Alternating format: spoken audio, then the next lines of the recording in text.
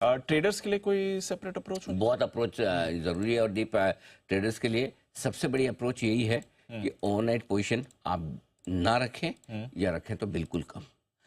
Gap up gap down opening दोनों तरफ के चांस पूरे हैं, बड़े हैं और ज़्यादा हैं, इसलिए बेहतर है। और अगर फिर भी लेकर ही जा रहे हैं पोजीशन तो हेजिंग जरूर करें। समझो आपने फ्यूचर्स खरीदा है, स्टॉक इंडेक्स फ्यूचर्स खरीदा, तो ऑप्शन से आप हेज खरीद लें, बेचा है तो आप कॉल ऑप्शन रख लें। तो कहीं बड़े मूव को आपको है ना नेगेट करने के लिए कुछ ना कुछ पोजीशन होनी चाहिए। ओके, आप ये मान के चले कि अगर 150 पॉइंट तक ऊपर नीचे खुलता है तो तक मैं संभालूंगा, या आपको जो भी लगता हो 100 पॉइंट से ज़्यादा रिस्क नहीं लेना, तो आप उस हिसाब से अपनी ऑप्शन की स्ट्रेटजी बनाकर हेज जरूर करें, बिना हेज न करें। इंट्राडे में भी स्टॉप लॉसेस स्ट्रिक्ट फॉलो करें, क्योंकि ना कई बार क्या होता है, आपने एक चीज़ नोटिस की होगी, हमारे बाजार प्रीएम्प्ट करने की कोशिश करता है अमेरिका को, देखा आपने? कई बार हम दोपहर में जो करते हैं रात को अमेरिका में होता है, फ्यूचर कुछ अलग दिखा रहा है लेकिन होता वो जो हम कर रहे हैं। करेक्ट। सो इसलिए कई बार इनके दौरान भी आपको मुंह बड़े आते हुए देख सकते हैं, ऊपर नीचे दोनों। स्टॉप लॉस का मतलब ये नहीं खाली तेजी वालों को ही रखना होता है, स्टॉप लॉस मंदी वालों को भी रखना होता है। दोनों तरफ में किधर भी बड़ा मुंह आ सकता है, तो इंट्राडे में भी पोजीशन कम रखें और स्ट्रिक्ट स्टॉप लॉस रखें। भाई 2 दिन ट्रेड ना करें, कम करें, बेहतर है। पैसा नहीं बनेगा तो चल जाएगा, पैसा बचना जरूरी है। भाई जिंदा रहेंगे तो बहुत काम कर लेंगे, मर गए तो क्या करेंगे, है ना? सो इसलिए वो कहते हैं कि भाई वो तूफान में भारी भारी कम तूफान है, उसमें कौन मछुआरा मछली पकड़ने जाता है? निकल जाएगा 2 दिन तूफान, फिर यही समुद्र है, यही मछलियां हैं, यही हम है, पकड़ लेंगे। करेक्ट। ऐसे में तूफान में गए, निपट गए तो मछली आपको पकड़ेगी। उल्टा हो जाएगा। हाँ, सो बेहतर है कि भाई जब ऐसे सिचुएशन में मत करो ना, क्या फर्क? सही बात है। पूरा पड़ा है 300 दिन साल के मार्केट खुलता है, 250 दिन, जब मर जाए कर लेना, 2 दिन नहीं करे क्या फर्क पड़े? कभी कभी ट्रेड करने से ज्यादा इंपॉर्टेंट है ट्रेड नहीं करना।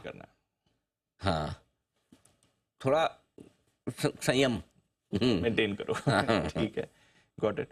इन्वेस्टर ऐसा कोई चिंता की बात नहीं थी। बहुत सारे लोग बोलते हैं फेड के बाद टॉप बन जाएगा, ये हो जाएगा, वो हो जाएगा। कहने के लिए ये भी कह सकते हैं गणेशोत्सव खत्म होने के बाद गणपति जी का सहारा कम है, थोड़ी बहुत प्रॉफिट बुकिंग आ सकती है, आती भी है। सो अपने सिंपल 2 चीज़ करना है दीप। पहली चीज़ तो है कि अगर आपको फेड मीटिंग को प्रीएम्प्ट करके आपको लगता है कि नहीं मुझे रिस्क कम करनी है, तो आप 10 से 20% अपने पोर्टफोलियो का प्रॉफिट बुक करके शांति से बैठ जाए। ठीक है। दूसरा तरीका ये है कि जब तक 24,700 ना टूटे, 24,700 का मतलब क्या हुआ, आज आप 25,350 पे 300 यानी मुश्किल से 2.5-3% का आपका इन्वेस्टर के बेसिस पे स्टॉक। अब आप ये कह सकते हैं 2.5-3% में मेरा स्टॉक 10% घट गया तो वो रिस्क तो हमेशा है। वो तो स्टॉक, आपके स्टॉक में कोई खराब खबर आ जाए तब भी 10% घट सकता है, तो वो रिस्क आप हमेशा लेंगे। लेकिन इन्वेस्टर है तो आपको इतना तो देखना पड़ेगा, जब तक 24,700 के ऊपर है तब तक आपको कोई एक्शन बेचने का नहीं लेना है। अगर आप बहुत कंजर्वेटिव इन्वेस्टर हैं, डर लगता है कि भाई मैं तो कोई बात नहीं, मेरे को नुकसान नहीं चाहिए या मेरे लॉस ऑफ प्रॉफिट नहीं चाहिए, जितना आराम में लेने में खुश हूँ, तो 10 से 20% अपना पोर्टफोलियो बुक करके शांति से बैठ जाए। नीचे मिला मौका तो ठीक है, नहीं तो कोई बात नहीं, 25,700 पे वापस ले लेना। 200-300 पॉइंट चले भी गए तो कोई दिक्कत नहीं। भाई आपको उस हिसाब से प्लानिंग करनी है। बेहतर तो यही है कि फिलहाल नई खरीदारी ना करें, और बहुत अच्छा मुनाफा है तो थोड़ा बुक करें। अदरवाइज आपका स्टॉप लॉस 24,700 पे ट्रिगर होता है।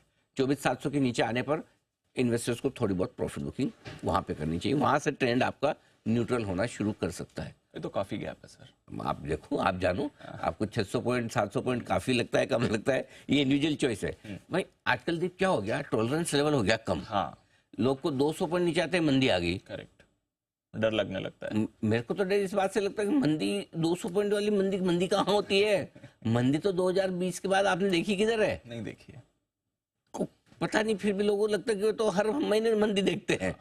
तो इसलिए क्या है, टॉलरेंस लेवल बहुत कम है नए इन्वेस्टर्स का।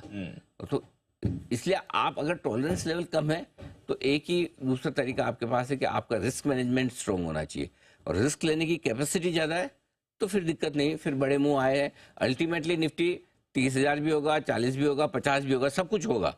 लेकिन उससे पहले अगर समझो 24 हो गया तो आप संभाल सकते हैं क्या?